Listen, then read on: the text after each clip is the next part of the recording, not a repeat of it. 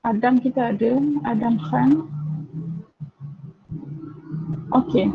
Bismillahirrahmanirrahim. Alhamdulillahirabbil alamin wassalatu wassalamu ala asyrafil anbiya'i wal mursalin wa ala alihi wa sahbihi ajma'in. Amma ba'd. Terima kasih semua pelajar-pelajar saya yang dah masuk. Okay, kita akan memulakan pembelajaran kita pendidikan Islam tingkatan 4 bagi minggu yang ketiga dan juga tajuk yang ketiga lah untuk tahun ini. Okey, sebelum tu saya akan sharekan kepada kamu berkenaan buku teks kita. Buku teks kamu pelajar semua dah ambil kan? Itu saya jumpa dengan ni, siapa namanya, Hafiz kat sekolah. Itu saya buku teks dengan Fatihah. Jadi semua dah ada buku teks tingkatan 4? Okey, sementara tu ni saya paparkan dekat skrin, boleh nampak tak buku teks kita? Boleh. Boleh nampak buku teks kita? Boleh nampak tak? Ha? Boleh. Okey, cantik Sorry, kadang saya tak apa dengar sebab saya letak kat bawah dia punya earphone. Okey, bismillahirrahmanirrahim. Rabbi shrah li sadri wa yassir li amri wahlul 'uqdatam min lisani yafqahu qawli. Amma ba'd. Minggu lepas kita dah mempelajari tajuk ayat hafazan iaitu surah At-Taubah ayat 162 hingga surah Al-An'am, surah Al-An'am ayat 162 hingga 163. Kemudian kita mempelajari tentang hindari dosa-dosa besar. Hindari dosa-dosa besar. Okey, boleh senaraikan dekat saya apa contoh-contoh dosa besar yang Nabi sebut di dalam hadis kita? Sihir. Apa dosa-dosa besar yang Nabi sebut dalam hadis kita? Membunuh. Okey, boleh senaraikan. Satu. Lari dari medan perang. Okey, lari dari medan Membunuh. perang. Lagi. Syirik. Membunuh. Syirik, membunuh. Lagi. Makan riba. Makan riba. Lagi. Menuduh wanita yang suci. Menuduh wanita yang suci. Menuduh apa tu? Melakukan zalim. Melakukan zalim. Melakukan zina. Okey, tak apa. Nanti kita akan telusuri satu-satu. Okey, minggu lepas kita dah bincang berkenaan dengan syirik, sihir, membunuh, makan riba. Betul? Okey, minggu lepas kita berhenti sampai mana? Kita tak habis lagi bincang yang hadis ni kan? Makan riba. Okey, makan riba. Makan riba tu apa? Makan nasi ke? Makan nasi banyak sangat ke? Apa tu riba? Korang, riba tu apa? bunga bagi hutang. Riba ni antaranya lebihan lah. Kata lain dia, kita sebut dia pertambahan. Riba ni benda yang ekstra, yang lebih. Okay. Maksud riba kat sini, pertambahan bayaran dalam urusan pertukaran barang dan hutang piutang. Pertambahan bayaran,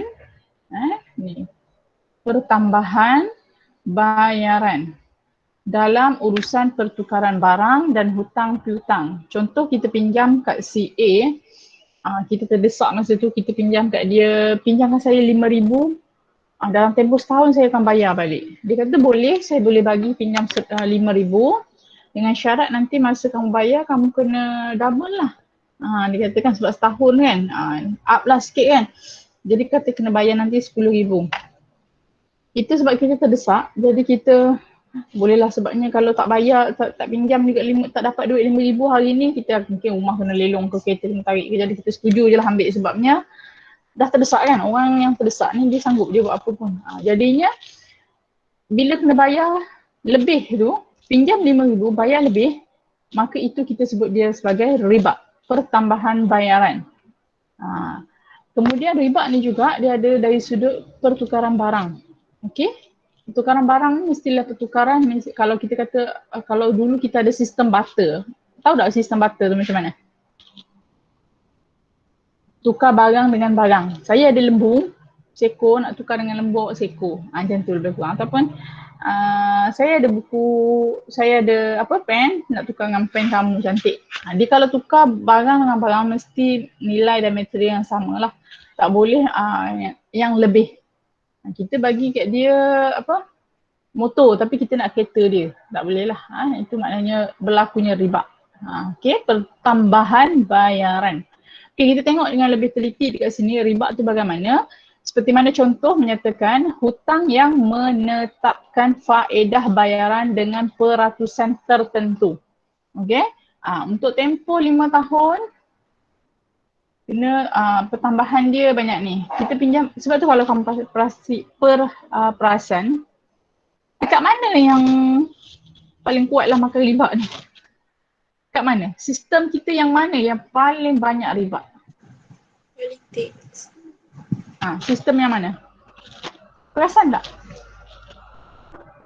Dalam sistem ekonomi kita, wujudnya ribanya dan riba ni seperti macam makan nasi, macam benda biasa. Padahal benda tu dosa besar.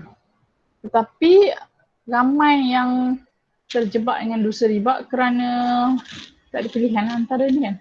Sebenarnya kita boleh pilih tapi kita tetap memilih untuk terlibat.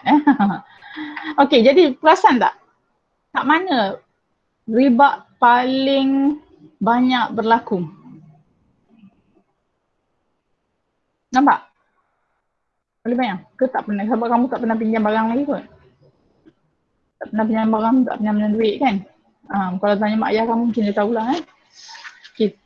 Antara sistem dalam ekonomi kita yang banyak melibatkan diri kita dengan riba adalah hutang dengan bank. Ataupun hutang-hutang lah. Hutang-hutang dengan, kita nak beli kereta hari ni, orang beli cash ke beli loan? Kebanyakan orang akan beli cash ke loan? Loan, nak terah jawab loan. Loan. Orang nak beli rumah, rumah hari ni mahal tau. Tak ada rumah 10,000 tak ada dah.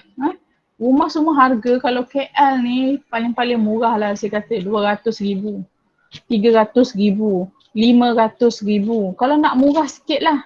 Kebanyakan orang duduk jauh sikit, dia kerja dekat KL. Tapi nak beli rumah KL ni gila-gila mahal kan. Beli rumah kat Rawang murah sikit. Tapi murah-murah pun 100,000 punya rumah. Itu kalau rumah nak yang selesa lah.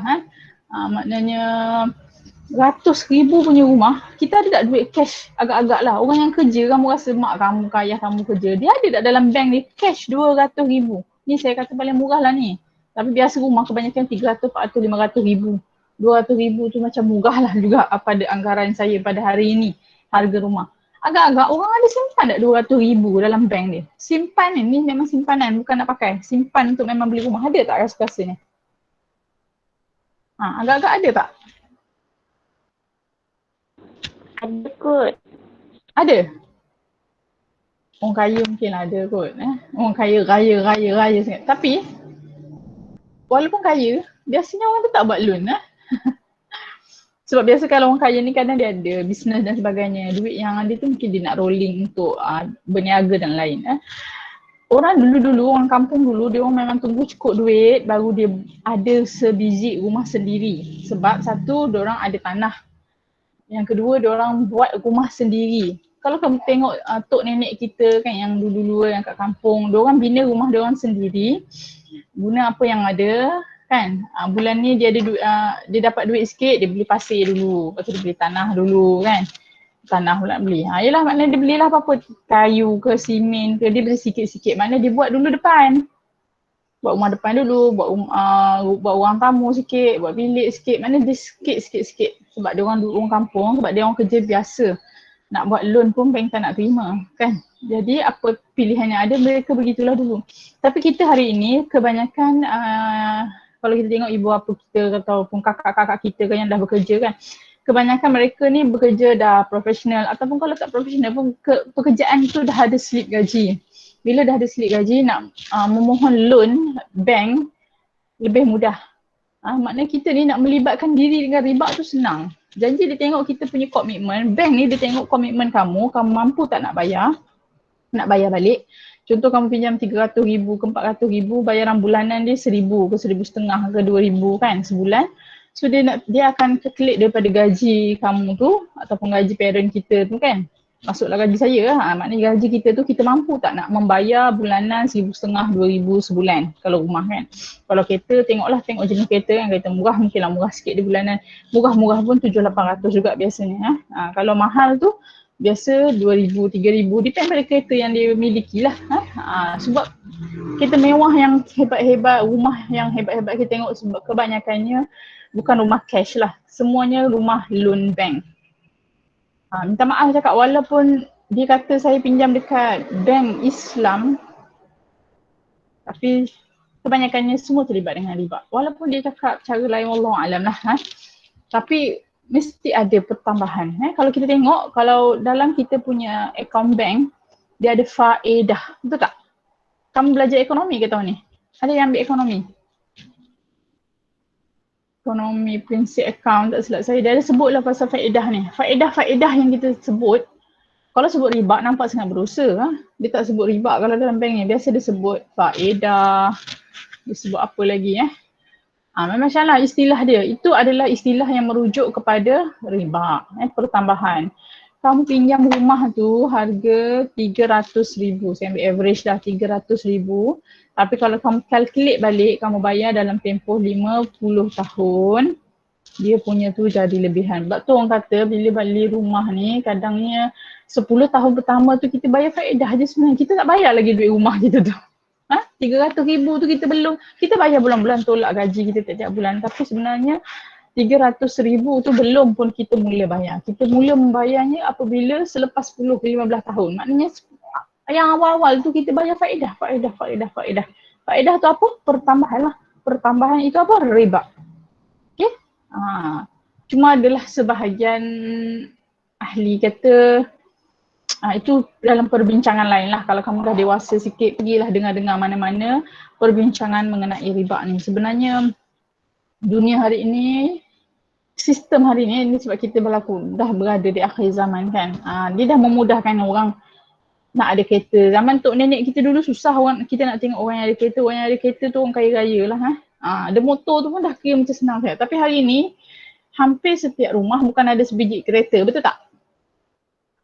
Rumah pun kadang-kadang setiap orang bukan ada satu buah rumah, dua buah rumah. Kadang ada 2-3 buah rumah dia buat sewa lagi kan. Tapi kita tengok dia kerja biasa je, maknanya ialah satu dari sudut pengurusan kewangan lah dipandangkan. Tapi dari sudut satu aspek, bila terlibat dengan loan, ia adalah kebanyakannya riba. Saya tak cakaplah semua loan adalah riba. Tapi bila loan kita tu ada pertambahan bayaran yang berlebihan, maka dia jadi riba. Okay, ada orang kata kalau bank mestilah nak bayar gaji pekerja, api air semua kan proses. Ya boleh, tapi ada cara dia yang lain lah. Bila melampau sangat tu, itu nama dia riba lah. Okay. Kalau kamu berniaga, saya tanya satu soalan.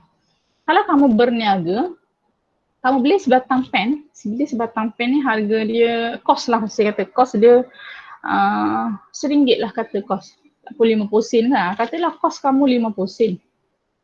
Kamu jual dekat kedai, ataupun jual kat pasaran ke dengan harga RM3. Riba ke? Boleh. Riba ke tak riba? Ni. Kos kamu 50 sen ke RM1, kamu jual RM3 kat pasaran. Riba ke tak riba? Siapa nak jawab?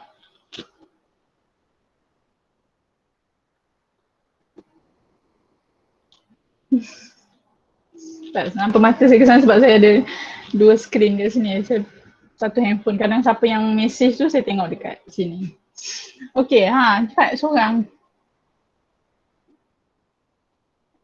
Ni pen saya tercacak kat sini ni. Siapa-siapa saja. Adam Khan. Muhammad Adam Khan. Boleh jawab?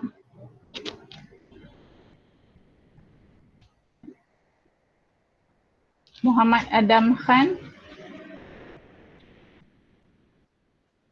Sedih lah saya kalau tanya tak ada orang jawab ni. Aku dah jawab tadi riba loan. Okay. Riba Ustazah. Riba. Riba. Okey, Tasnim yang tadi. Ah. Okey, Tasnim kata riba. Kenapa riba? Sebab dia naik harga tinggi sangat. Naik harga tinggi sangat. Okey, Allah sebut dalam firman yang lain. Okey, terima kasih Tasnim. Wa ahallallahu al-bai'a wa harrama ar-riba. Wa ahallallahu al-bai'a wa harrama ar-riba. Maksudnya Allah menghalalkan jual beli dan mengharamkan riba. Allah menghalalkan jual beli dan mengharamkan riba. Okey.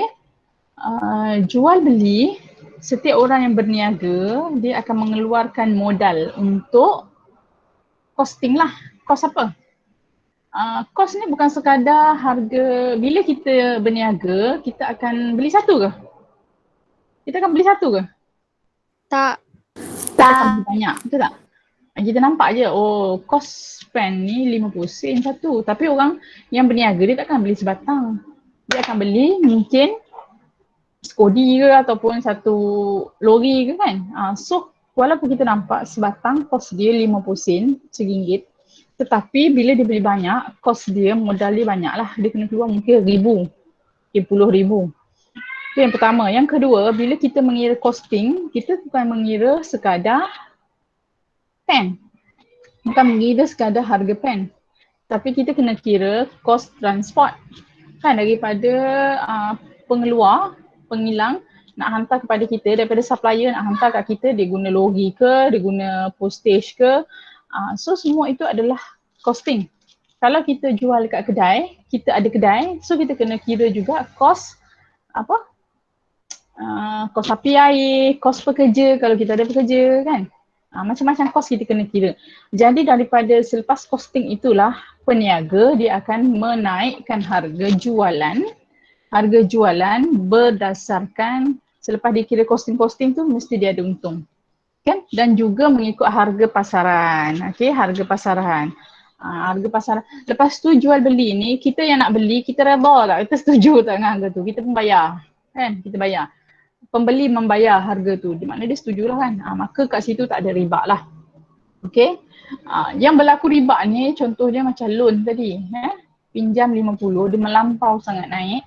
Memanglah dia kata selepas dia kira costing dan sebagainya. Yang tu ada perbincangan yang lebih mendalam lah untuk yang buat riba. Tapi Allah menyebut wa halallahu al-bai'a, Allah menghalalkan jual beli dan mengharamkan riba. Riba tak boleh. Tapi kalau kita berniaga, kita jual beli, memang kena naik harga. Takkanlah kita beli 50 sen, kita nak jual 60 sen. Kita nampak macam kita untung 10 sen, tapi hakikatnya mungkin kita akan rugi.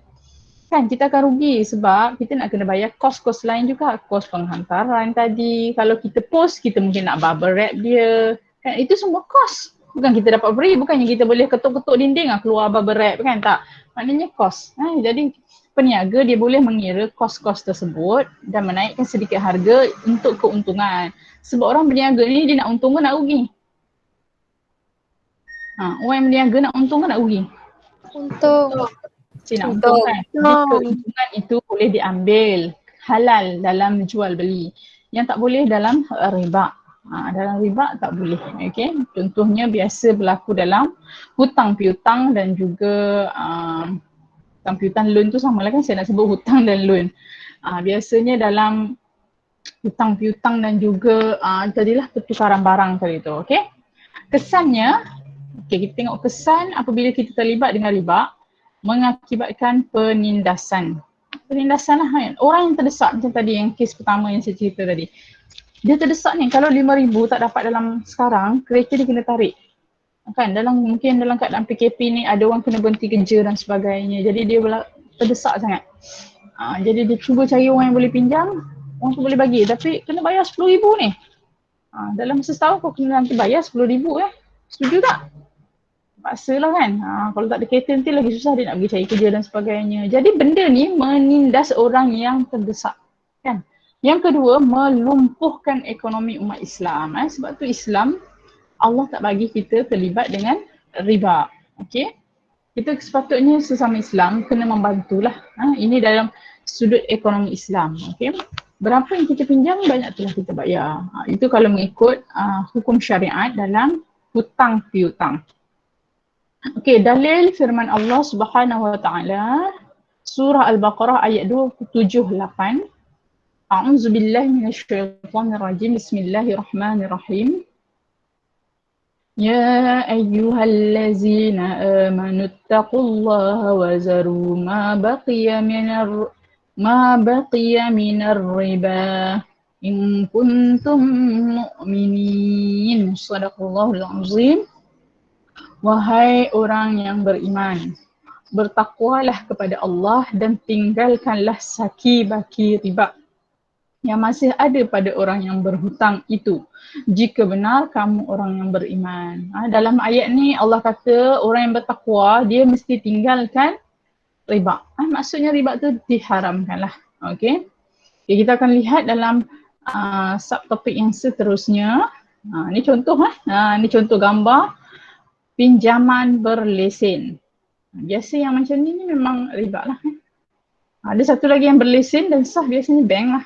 Bank dia selain dia berfungsi sebagai tempat simpan duit, bank juga sebenarnya bank ni banyak bisnes dia. Bank ni dia bukannya, senang cerita, bank ni bukanlah nak tolong kita sangat. Kita nampak fungsi utama bank masa saya zaman sekolah lah. Masa saya zaman-zaman macam kamu ni, saya nampak fungsi bank apa? Yang kamu nampak lah, kalau zaman kamu ni kamu nampak fungsi bank ni apa? Cuba seorang.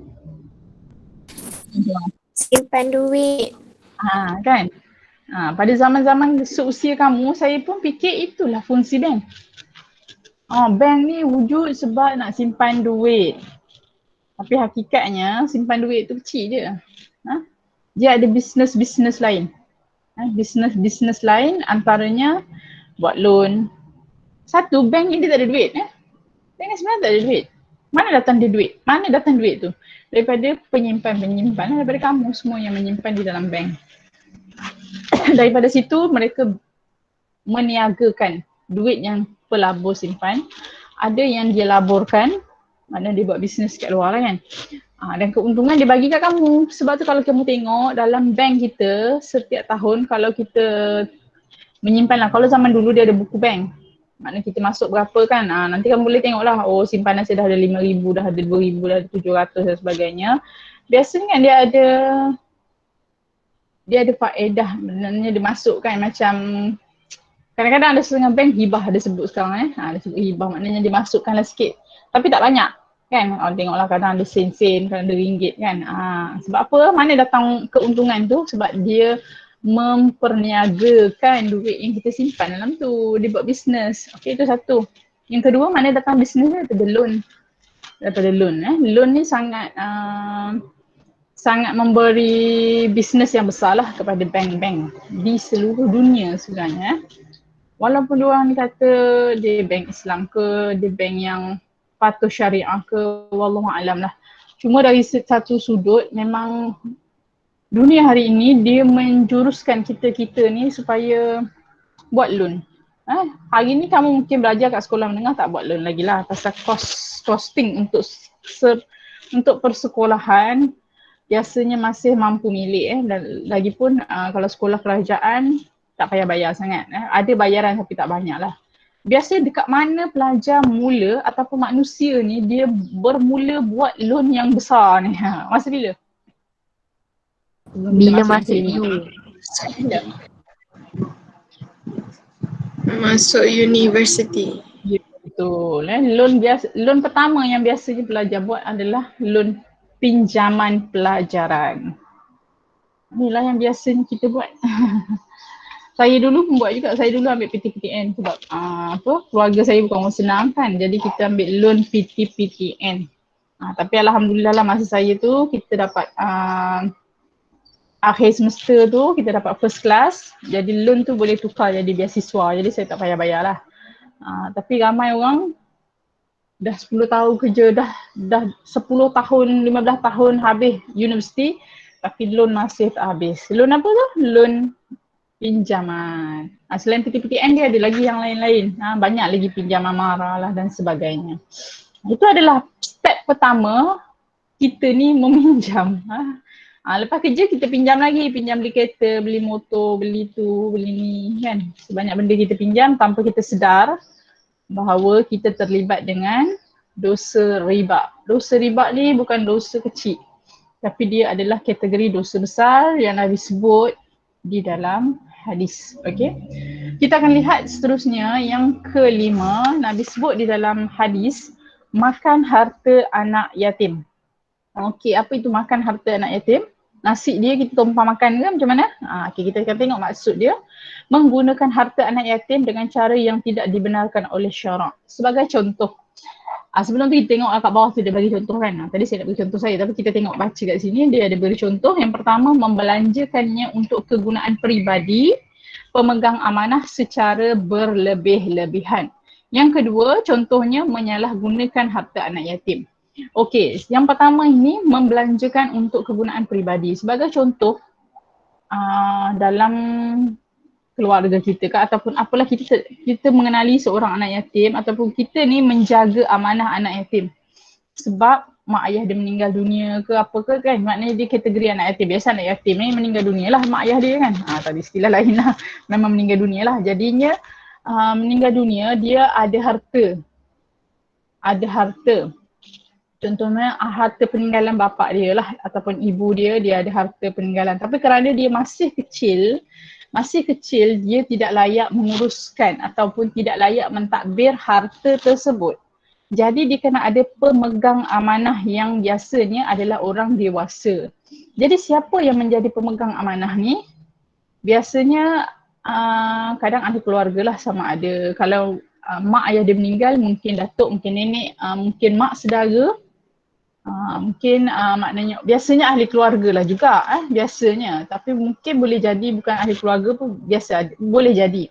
Tapi kebanyakannya apabila berlaku kematian anak-anak kecil yang tiada kedua ibu bapa ni, sama ada pergi ke rumah anak yatim ataupun mak saudara pak saudara dia jagalah ataupun balik ke rumah nenek dia dan sebagainya kerana mereka masih kecil, tak boleh menguruskan diri sendiri. Kalau kita dewasa, macam saya, anda kata ibu ayah saya meninggal dunia, kita tak adalah sebut anak yatim sebab kita dah dewasa, kita dah boleh mengurus diri sendiri. Kalau ada harta peninggalan kita akan mentadbirnya sendiri, mengurus sendiri. Kita sebut makan harta anak yatim ni kerana anak yatim itu dia tidak boleh ataupun tidak mampu menguruskan harta tersebut, maka dia ada pemegang amanah. Biasanya kalau berlaku dalam apa kita kata, kita punya situasi lah memang ramai berebut-rebut dia jadi pemegang amanah ni. Ramai betul. Sebab apa nak jadi pemegang amanah? Sebab harta anak-anak yatim tu. Padahal, apa maksud pemegang amanah? Ni apa maksud pemegang amanah ni? Ni maksud pemegang amanah ni apa? Kita menjaga amanah tersebut. Kita boleh gunakan, contoh ayah dia mungkin ada 2 insurans kan.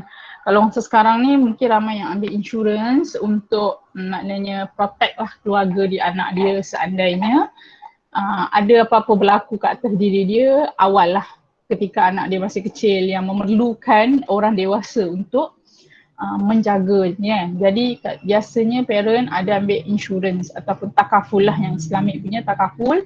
Bila dia meninggal dunia ataupun apalah aksiden dan sebagainya, ada wang pampasan daripada takaful tu. Tu yang senang lah. Kadang ada yang ada rumah dan sebagainya, maknanya akan faraid akan kembali kepada anak-anak dia yang kecil tadi kan. Tapi sebab kerana kecil lagi, tak boleh menguruskan, maka ada pemegang amanah. Contoh Pak Long. Pak Long kata tak apa, duduk dengan Pak Long. So bila dah duduk dengan Pak Long adalah pemegang amanah, betul? Bila Pak Long pemegang amanah, okey, bukan kata Pak Long biasanya dia 21 ke 25 tahun bila kita, anak kecil tu dah berusia, biasa kebanyakan 21 ataupun 25 tahun ke atas, anak kecil tu dia dah menginjak usia yang makna kita kata dia dah boleh menguruskan duit dia sendiri ataupun harta dia sendiri, maka pemegang amanah tu sepatutnya menyerahkanlah kepada anak tersebut. Dia hanya pegang ketika budak tu masih kecil dalam jagaan dia. Dan macam kamu lah sekolah rendah, sekolah menengahan, kalau anda kata ayah ibu meninggal dunia waktu ini, kamu akan ada pemegang amanah. Okey, biasanya boleh diguna pakai. Bukanlah kata tak boleh, sebab bila kita jaga anak orang, sama lah macam kita jaga anak kita, ada kos. Kan, kos apa? Jaga anak ni apa kos dia? Apa kos jaga anak ni? Makan. Makan, lagi? Pakaian. pakaian, tempat Sekolah. tinggal, persekolahan, pendidikan, telah persekolahan kan, perubatan. Perubatan pun antara kos yang besarlah juga kan. Boleh kita pakai daripada hasil tinggalan mak dan ayah dia tu. Boleh pakai. Tapi untuk anak dia tu lah. Maknanya anak yang kita pegang amanah tu. Contoh anak arwah adik kita ni ada 2 orang. Harta sekian-sekian ditinggalkan, kita jadi pemegang amanah. Kalau dia sakit, dia sekolah, kita boleh guna pakai duit yang dia, apa kita kata tu, ditinggalkan tu. Tapi sekadarnya lah. Kita tak boleh pakai duit tu untuk beli baju raya anak kita, tak boleh. Tak boleh. Anak-anak kita adalah tanggungjawab kita sebagai ibu ayah. Anak adik kita yang kita jaga, kita nak pakai sikit, ambil duit peninggalan ibu dan ayah dia boleh. Tapi tak boleh secara berlebih-lebihan. Okay? Tak boleh ambil tu, pakai beli sekali lah. Pak Long kan selalu bagi kau makan kan. Tak kira pun bagi nasi dengan ayam goreng kan. Ni Pak Long nak beli baju raya tahun ni, Pak Long pakai duit ayam korang. Tapi dia tak cakap biasanya. Tak boleh sebab apa? Tanggungjawab memberi makan kepada anak adalah tanggungjawab bapa. Okay? Tanggungjawab memberi nafkah kepada anak-anak adalah tanggungjawab bapa. Tak boleh ambil harta anak yatim tadi. Itulah kita sebut sebagai memakan harta anak yatim secara berlebih-lebihan. Okay? Menyalahgunakan harta anak yatim pun boleh. Sepatutnya dia pemegang amanah. Bila sampai satu masa nanti, serah balik dekat budak-budak tu. Bila mana budak-budak tu dah menjadi orang yang dewasa, berakal, boleh menguruskan kewangan masing-masing, maka harta tersebut kena diserahkan kembali kepada mereka. Yang kita dah guna tu kita tolaklah sikit, bagi tahulah apa kegunaan dia tu. Okay. Tolak kat dia, mana dia ada bahagian dia kan. Tapi kalau bila dia dah umur 21, 25, dia tanya Pak Long, ayah saya dulu kan ada insurans apa semua, takaful, dah tak ada. Mana ada? Semua dah habis. Ni bagi kau makan, sekolah apa semua ni. Padahal kita hidup susah kat rumah dia. Kita pula jadi babu kan, kena buat kerja dan sebagainya.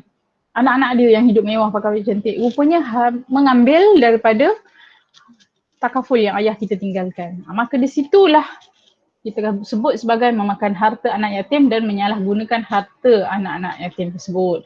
Kesannya mengakibatkan penindasan dan yang kedua menjejaskan hubungan kekeluargaan. Asal-asal dia tu Pak Long kita sayang kat dia, tapi bila kemudian bila jadi macam ni, kamu rasa kamu ada kasih sayang lagi tak kat Pak Long kamu tu?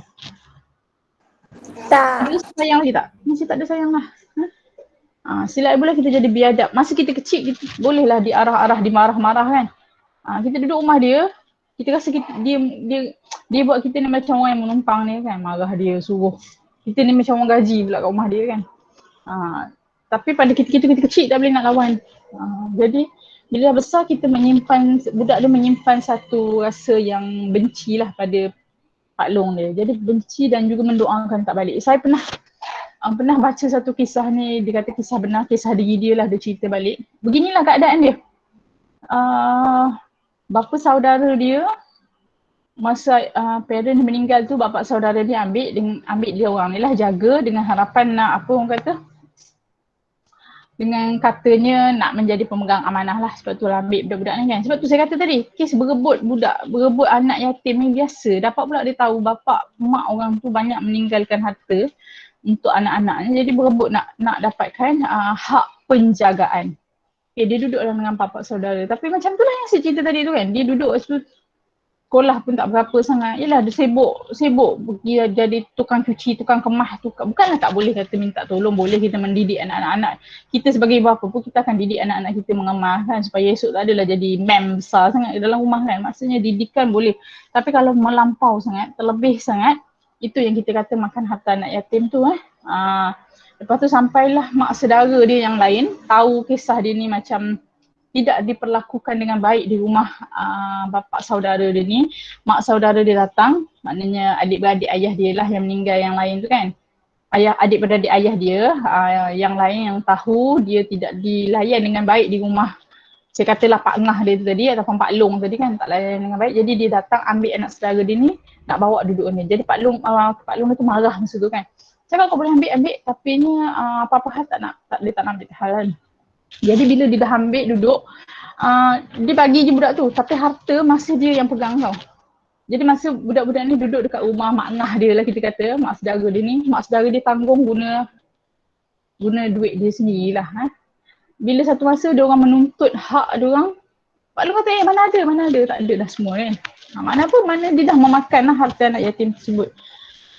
Tak takutnya kita ni manusia boleh jadi gelap mata hati semua kerana melihat harta. Okay? Sedangkan Allah sebut, Nabi sebut dalam hadisnya, memakan harta anak yatim itu bukan dosa kecil, dosa besar. Sebab harta orang memang gelap mata. Tapi dia kata mungkinlah juga ada doa-doa dia sebagai orang yang dianiaya, kan, daripada kecil sampai dia dewasa. Juga doa mak saudara dia, kan. Doa orang yang teraniaya ni kita kena takut tau. Doa orang yang teraniaya biasanya Allah makbul kan. Dia kata bila sampai tua tu adalah dia kata, tak tahulah macam mana kan. Pak saudara dia tu jadi macam tak berapa betul. Keluarga buang dia, keluarga dia sendiri, anak-anak dia buang dia, tak mengaku dia, tak nak jaga dia. Bila saat dia dah tua. Kita ni masa kita muda, maksudnya macam umur saya ni kan, mudalah juga lagi. Kita masih sihat, kita masih gagah, kita kena ingat sampai satu masa Allah akan jadikan kita ni seperti anak kecil kembali. Apa anak kecil? Anak kecil ni dia tak boleh menguruskan diri dia sendiri, tu tak? Esok bila kita sampai usia tua, kita memerlukan jagaan juga. Maksudnya mungkin anak-anak kita kena jaga kita. Mungkin masa tu kita dah kena berak dalam pampers. Kan dah tua-tua 70, 80. Kalau orang tua yang diberi kesihatan yang baik tu alhamdulillah. Tapi ada orang tua yang Allah uji dia dengan perkara-perkara begini. Maksudnya dia tak mampu menguruskan diri dia sendiri. Dia tak mampu nak duduk kampung tu seorang-seorang, tak mampu. Mesti ada anak dia kena tolong jaga dan sebagainya. Jadi waktu kita sihat, waktu kita gagah perkasa gini, kita jangan buat sesuatu yang Allah murka. Kemungkinan Allah balas di hujung usia kita nanti. Jadi dia melihat bahawa mungkin apa yang berlaku kepada Pak Long dia tu, Pak Long dia jadi macam mental lah juga. Mungkin akibat daripada doa-doa orang yang tak nanya yang makbul tu. Okay? Sebab tu kita ni, bila Allah kata dosa besar tu, kita jangan buat lah. Sebab tu kita takut sangat dengan duit ni. Atas RM1 kita ambil hak orang tanpa kebenaran dia, maka dosa lah. Itu RM1 ni pula kalau kita mengambil harta anak yatim daripada dia kecil umur 10 tahun sampai umur dia 20 tahun licin tak ada apa tu, maknanya banyaklah dosanya. Allah tak ampunkan dosa selagi mana kita tidak bertaubat dengan sebenar-benar taubat. Dan juga satu lagi, bila kita makan harta anak yatim ni, kita bukan sekadar berdosa dengan Allah, tetapi kita berdosa dengan anak yatim yang kita aniaya tadi. Okey, setakat nombor 5 ni ada soalan? Tak ada. Tak ada. Saya suka macam ni bila saya tanya ada respon kan, supaya kita tahu ada orang kat sana. Okey, kita teruskan dengan nombor 6. Nabi sebut lari dari medan perang. Apa itu lari dari medan perang? Dia kata, hari ni mana ada perang pula? Okey, hari ni memang mungkin tak ada perang. Tapi kita tak tahu sampai bila negara kita aman seperti ini. Mungkin satu masa kita juga perlu berperang. Wallahualam. Jadi kita belajarlah berkenaan topik lari dari medan perang. Bagaimana? Sebab zaman Nabi dulu banyak berlaku perangan. Maksud lari dari medan perang ini adalah meninggalkan medan peperangan, menghadapi musuh. Nabi kata jom kita berperang, kita nak memerangi musuh Allah. Dia pun pergi sampai sekerak jalan, takutlah, lari, menyusup lari satu kumpulan. Jadi orang yang lari dari medan perang ni, hukum dia dosa besar. Contohnya melarikan diri daripada pasukan yang sedang bertempur menghadapi serangan musuh. Kerana apa? Biasa kenapa orang lari ni? Takut matilah. Cintakan hidup dan takut mati. Yang kedua, enggan mempertahankan negara apabila diarahkan. Satu lagi, biasa peperangan berlaku selain kerana mempertahankan agama, orang mempertahankan negara. Mempertahankan negara daripada diceroboh. Ini berlaku ketika zaman tok nenek kita sebelum merdeka. Mereka berjuang berhabis-habisan untuk menyelamatkan negara kita daripada dijajah. kan. Kamu belajar sejarah tu berapa tahun kena jajah kan, bukan berapa tahun, berpuluh tahun kita dijajah sehinggalah negara kita merdeka. Negara berapa ramai pahlawan-pahlawan kan. Ada yang memang pahlawan, ada yang bukan pahlawan pun, orang kampung je pergi menoreh getah apa kan. Makan ubi kayu, kerjanya itu je. Tapi apabila datang penjajah ni, mereka menentang, berlawan seperti mana mereka tu pahlawan, sedangkan mereka bukan pahlawan pun. Tapi sebab kerana Nabi kata tak boleh lari dari medan perang ni. Kita kena mempertahankan negara kita, kena mempertahankan agama kita. Sebab orang yang menjajah, dia bukan sekadar datang nak menjajah, tapi dia akan menyusup, bawa masuk agama dia lah. Kalau bukan sama agama dengan kita, maksudnya dia ada satu agenda yang lain lah. Okay? Sebab tu kena mempertahankan agama, bangsa dan negara. Okay, kesannya keselamatan umat Islam dan negara akan terancam. Yang kedua, negara terdedah kepada penjajahan dan campur tangan asing. Ya, negara kita ni, sistem yang kita buat adalah bersesuaian dengan rakyat kita. Kita mungkin tak sama dengan negara UK, kita mungkin tak sama sistem kita dengan negara Arab, mungkin kita tak sama dengan Rusia ke apa. Sebab apa? Sebab sistem negara kita dibuat, direka, disusun bersesuaian dengan masyarakat setempat, ekonomi dan sebagainya. Jadi bila datang penjajah akan rosakkan benda tu. Dia akan rosakkan benda tu dan akan bawa apa yang berada di negara dia. Di negara orang tak sesuai dengan negara kita. Macam kita lah, kita dalam contoh yang lain, maknanya kita nak kata apa, kes yang lain lah kan. Contoh kita ni duduk kat Malaysia, kita ada 4 musim saja. 4 musim lah, kita ada berapa musim? Kita ni berada di garis khatulistiwa tu, kita hujan dan panas sepanjang tahun kan. Sejuk lah time musim hujan, tapi kita tak adalah sejuk sampai kena pakai 5 lapis baju, kena ada baju tebal, tak adalah kan. Tapi orang yang berada di negara 4 musim, musim sejuk, musim panas, dia ada baju bulu, baju tebal tu kan. Dia punya sejuk tu tahap dia sampai tak mandi. Sampai tak mandi. Kita sejuk-sejuk kita mandi juga kan orang Malaysia ni. Pernah tak? Tapi kalau remaja tu memang ada juga saya jumpa jenis malas mandi . Hari Selasa pakai baju tu, hari Rabu pakai baju tu juga. Kau tanya kau tak mandi ke? Tak mandi. Tak tahu kenapa dia tak mandi. Bukan sebab musim sejuk tu, memang habit dia lah tak mandi tu . Wallahualam lah. Tapi kebanyakan normalnya orang Malaysia ni dia akan mandi. Walaupun sejuk-sejuk, dia mandi juga. Sebab kita tak selesa. Sebab kita ni dia musim dia panas sejuk sepanjang tahun. Jadi kita nak buat apa dalam cuaca hari ni kan, panas-panas ni, kita tiba-tiba nak pakai baju macam kat umur macam kat negara orang putih kan, pakai baju bulu, pergi jalan kat KCC. Orang tengok, orang kata kamu betul ke tak betul? Ni cuaca macam sekarang ni, biasalah kadang petang hujan, tapi tengah hari macam ni panas kan. Lepas tu kamu pun pergi jalan KCC ke, pergi bank lah kan. Pakai baju bulu-bulu berlapis-lapis tu kan. Lepas tu pakai apa orang panggil? Orang panggil apa yang dekat leher tu, macam musim sejuk tu kan. Orang kata kamu betul ke tak betul? Tak betul. Orang tengok kamu atas bawah dia panas kan. Malaysia macam ni tak sesuai pakai macam tu. Biasa kat rumah-rumah orang yang ada pakaian begitu, dia pakai time nak melancong lah. Kalau time dia nak melancong, negara tu musim sejuk tu dia pakai lah. Tapi kalau duduk kat Malaysia ni sesaja ni 5 minit boleh lah kot pakai, nak bergambar, nak action, nak masuk IG, nak masuk Facebook, berangai kan. Boleh lah. Tapi kalau nak pakai jalan-jalan, orang kata kamu sakit agaknya . Sebab tak sesuai. Begitu juga dengan apabila penjajah nak datang, dia nak bawa sistem dia duduk menggantikan sistem negara kita. Tak boleh. Sebab negara kita tak sama seperti negara yang dia ada sekarang. Negara dia tu tak berbeza dengan sistem negara kita. Biasanya penjajah dia akan nak ubah semua. Sebab tu kita sebagai rakyat negara tu, kita kena mempertahankan agama dan negara kita bermati-matian. Kalau kita terpaksa mati kerana mempertahankan agama kita, itu adalah lebih baik, itu adalah lebih mulia berbanding kita lari dari medan perang. Okay? Cuma hari ni kita tak tahulah. Sebab kita ni belum menghadapi, apa maknanya kamu generasi yang tidak menghadapi peperangan. Samalah saya pun generasi yang tidak, kita hidup memang dah aman, damai kan. Cuma kita tak tahu kalau Allah uji, jika Allah uji sebegitu, adakah kita akan stay sebagai orang yang berjuang di jalan Allah, mempertahankan, ataupun kita jadi orang yang lari. Jadi ingatlah kalau kita ada rasa nak lari tu kita kena ingat. Nabi kata orang yang lari dari medan perang ni adalah orang yang dosa besar. Okey.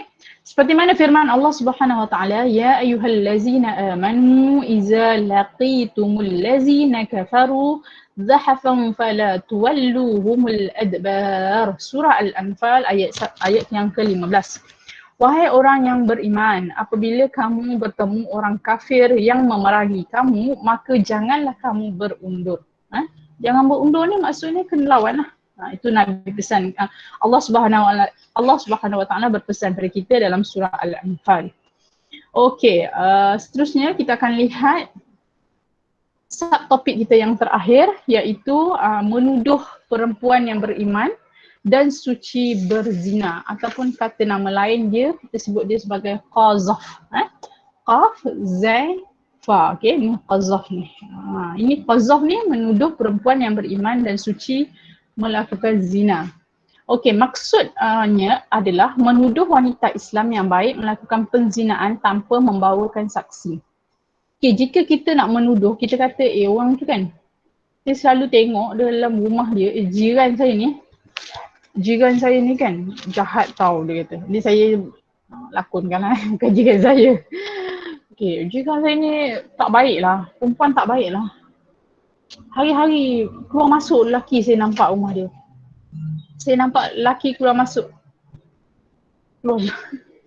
Okey, dia kata saya nampak lelaki keluar masuk rumah saya. Keluar masuk, sorry, anak saya buka pintu tadi saya dah terganggu dah. Okey, dia kata hari-hari dia nampak orang lelaki kan. Jadi dia menuduh perempuan yang buat tak baik dan dia kata mungkin melakukan zina lah orang ni. Jadi dia pun buat report dekat pejabat agama. Dia kata saya sebut saya dia kata jiran saya ni nama sipulan melakukan penzinaan lah. Jadinya dia nak mendakwa wanita ni melakukan penzinaan. Dia kata nanti bala turun lah kat tempat saya apa semua kan. Okey, bukan tak boleh bila kita bila kita lihat berlakunya, kita kata berlakunya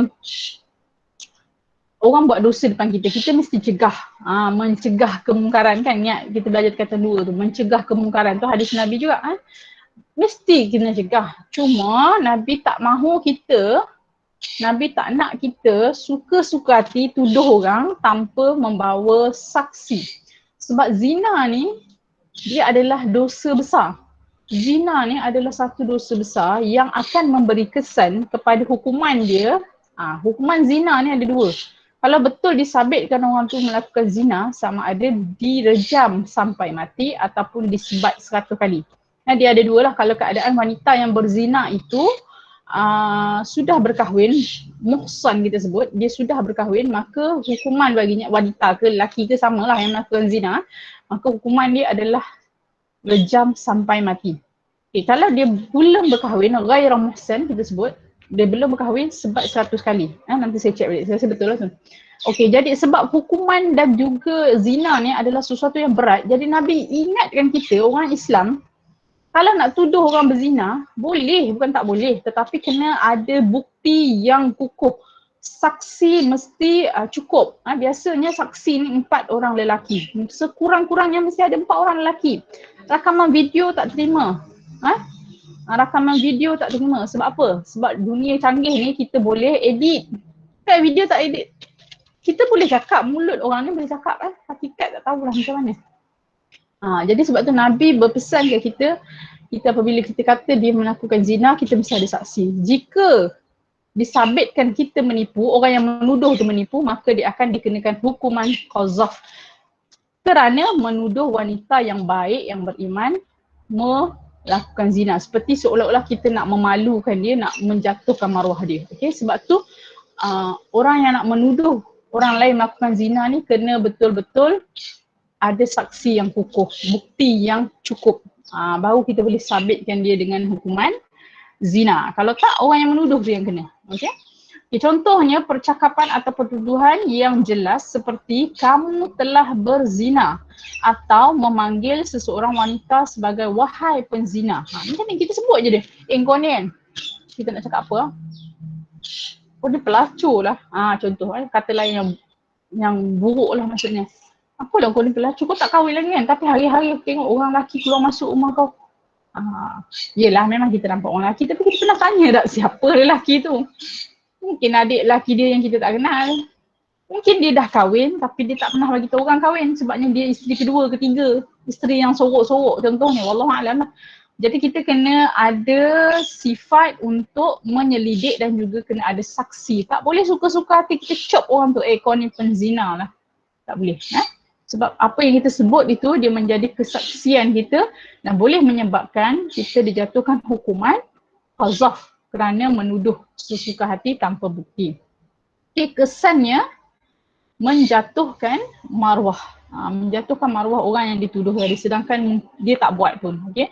Yang kedua, mencetuskan perbalahan. Orang tu tak kacau kita, kita kacau dia. Tapi ya memang betul kita kena ada rasa syak wasangka jugalah. Kita kena ada rasa, bukan syak wasangka, kita kena ada rasa hati-hati, berhati-hati. Kita melihat ada kemungkaran berlaku di tempat kita kena segeralah. Kalau kita tak ada saksi, kita jangan tuduh dia berzina. Kita bagi tahu, kita report pada pejabat agama dan sebagainya, bagi tahu, minta mereka selidik sebab kita melihat adalah sesuatu yang mencurigakan berlaku di rumah dia. Selalu seminggu kadang 2-3 kali ada lelaki keluar masuk rumah dia. Jadi kami curiga kerana dia ni kita tahu anak dara tak kahwin dan sebagainya. Minta pejabat agama selidik. Ataupun kamu sendirilah ajak orang kampung kan, Tok Imam, pergi tanya dia yang sebenarnya. Siapa yang selalu datang rumah awak ni? Kalau dia kata, tak ada, dia tak mengaku.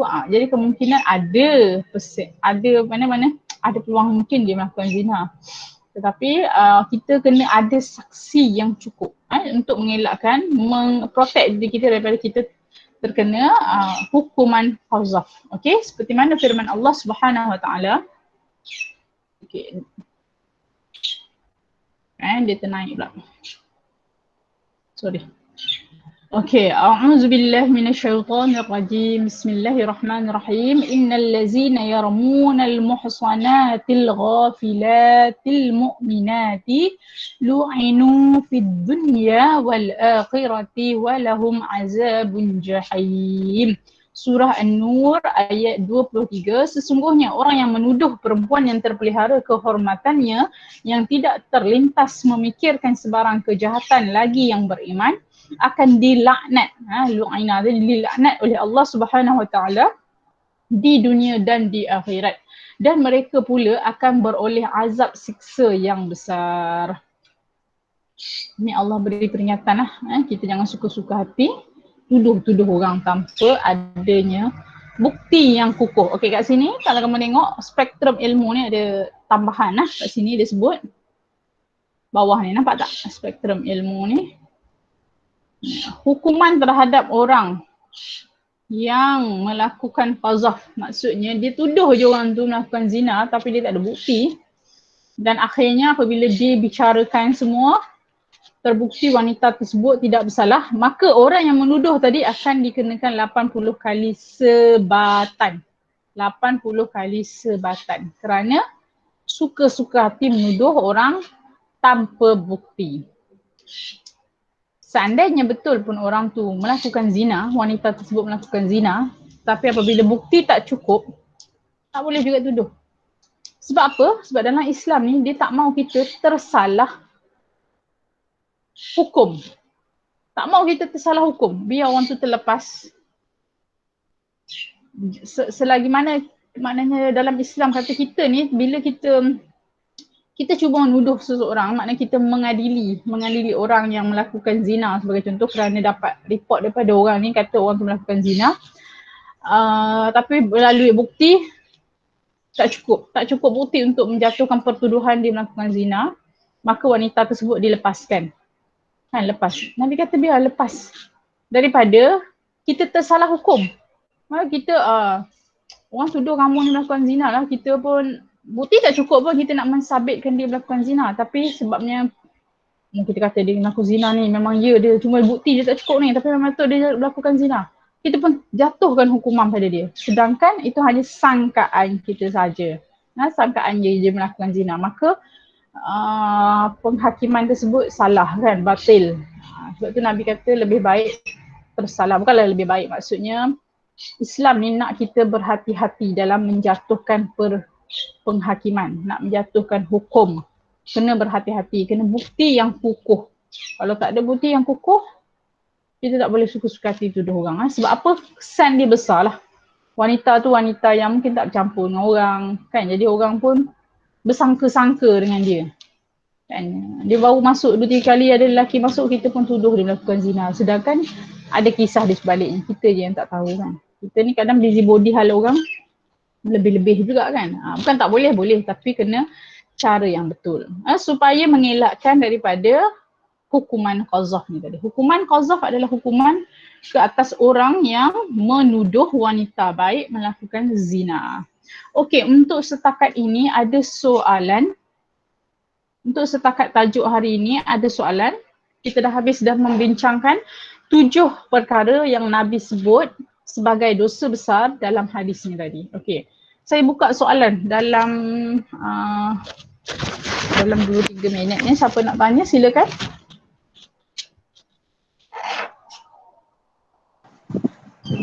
Boleh tulis dekat ruangan chatting. Boleh tanya direct juga.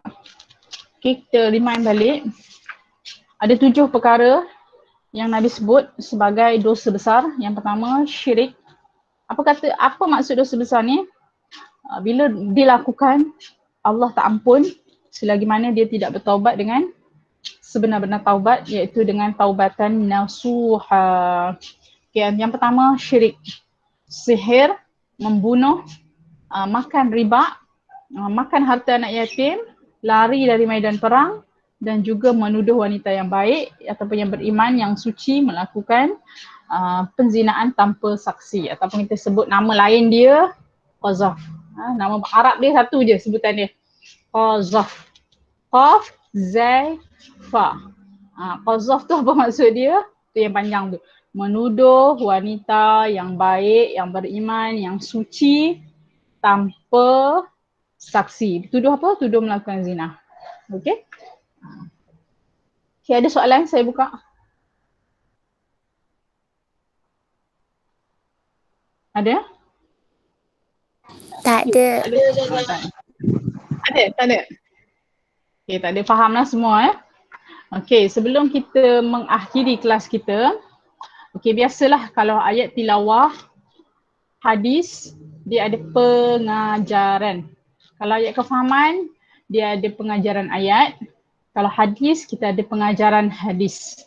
Okey, saya nak seorang bagi saya satu pengajaran hadis berdasarkan topik kita hari ini, iaitu dosa besar. Minggu lepas dengan minggu ni kita habiskan tajuk di bawah tajuk dosa-dosa besar. Maksudnya kamu boleh buat pengajaran tu berdasarkan apa yang kita belajar minggu lepas lah juga, termasuk dalam sihir, syirik dan sebagainya tu. Okay, siapa nak bantu saya seorang? Saya kena sebut nama lah, kalau tak sebut ni dia tak nak muncul orangnya. Okay, Nur Ain Syafiqah.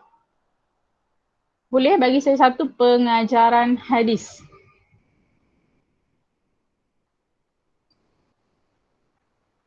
Boleh. Kita hendaklah silakan. mempertahankan Sikit. keamanan negara. Kita hendaklah mempertahankan keamanan negara supaya Islam dapat ditegakkan. Okey, betul. Tepat. Kita hendaklah mempertahankan negara supaya agama dapat ditegakkan. Okey, yang kedua.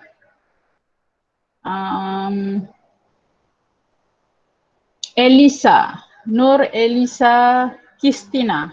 Bagi saya satu pengajaran.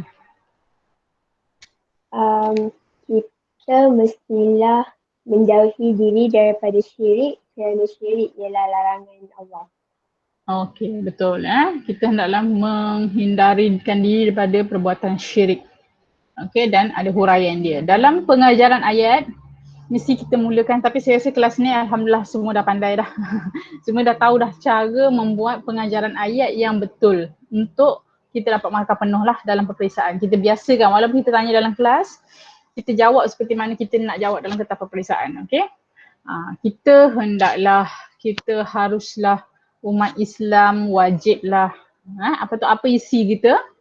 Mesti ada huraian, supaya, agar. Dan supaya tu kita boleh gantikan dengan kabus.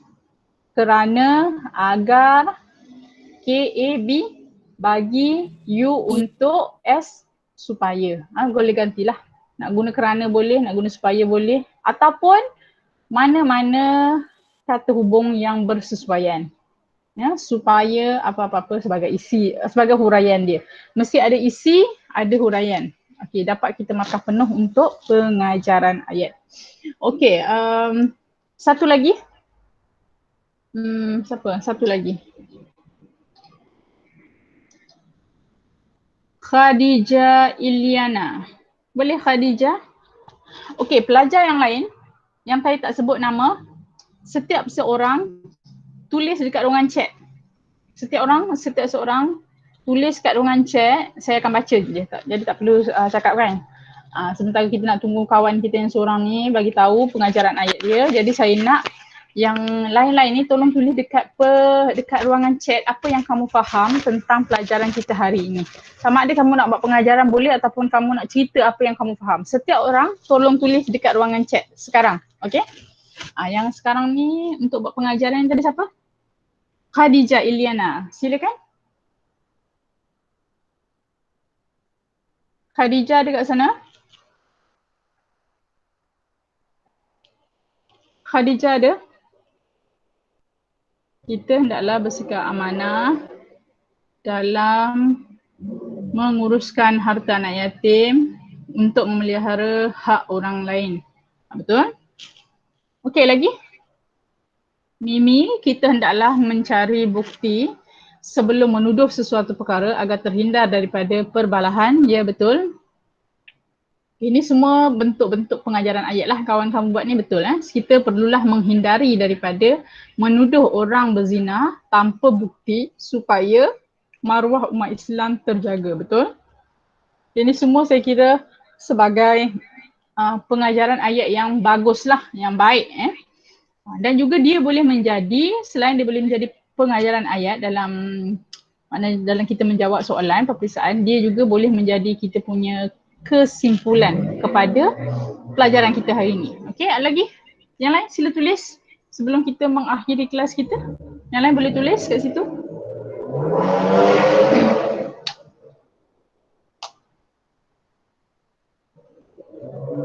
Yang lain? Yang lain tak nak cakap boleh tulis. Kita sewajarnya menjauhi perbuatan riba kerana itu adalah perkara yang dilaknat oleh Allah. Ya, betul. Maksudnya dekat sini mesti ada pendahuluan dia. Kita sewajarnya, kita perlulah, kita mestilah. Kemudian isi dia apa? Ni isi kelah kawan kamu bagi tahu ni, menjauhi perbuatan riba, menghindari daripada menuduh orang tanpa berzina tanpa bukti. Ni semua bentuk-bentuk isi. Kemudian kena ada huraian, dia sambung huraian macam natrah ni dia letak kerana. Kalau kawan kita yang atas ni Intan pun kerana juga. Pelajar-pelajar kat sini dia suka guna kerana. Bolehlah, tak ada masalah. Kita hendaklah sentiasa memelihara diri daripada perbuatan syirik kerana syirik boleh merosakkan akidah. Natrah. Okey. Tasnim, kita hendaklah berusaha untuk mempertahankan negara dan diancam kuasa asing untuk mengelakkan negara kita dari dijajah. Okey, betul lah semua tu. Terima kasihlah pada yang dah menghantar ni. Fatin, kita hendaklah menghindari syirik agar tidak merosakkan akidah. Okey, saya nak snap sikit jawapan kawan-kawan kita kat sini. Sebenarnya dia boleh print screen. Sekejap. Nak print screen macam mana, saya pun lupa laptop sini. FN kot. Okey ni. Okey, ni semua bentuk-bentuk pengajaran ayat ataupun kesimpulan lah daripada apa yang kita belajar. Maksudnya kamu semua faham lah. Okey. Okey, sebelum kita mengakhiri kelas kita pada hari ini, saya buka 1 ke 2 minit soalan. Jika ada yang nak tanya, silakan. Ada? 1, 2, ada? 3? Tak ada Ustazah. Okey, tak ada soalan. Jadi Kita akhiri kelas kita dengan wabillahi taufik wal hidayah. Wassalamualaikum warahmatullahi wabarakatuh. Okay, kita akan berjumpa lagi pada minggu hadapan, insyaAllah pada masa dan waktu yang sama. Yang lain-lain tu nanti akan rujuk dalam Google Classroom. Saya akan masukkan sedikit latihan lah. Latihan saya latihan ringkas saja. Okay. Jadi saya bagi latihan kat kamu sangatlah sedikit. Sikit sangat saya bagi latihan kat kamu tu. Jadi saya berharap tolonglah submit ya. Saya tak bagi banyak-banyak sebab saya tahu kalau yang sikit, yang 1-2 soalan pun pelajar saya ni berpayah-payah nak hantar. Kalau saya bagi banyak tu sekejap lagi saya je yang penat hantar soalan kamu tak jawab kan. Jadi tolong submit latihan yang saya berikan dalam Google Classroom. Okay? Itu sahaja kita bersurai sekarang. Assalamualaikum warahmatullahi wabarakatuh. Ustazah. Ya. Ya. Ustazah, latihan dengan soalan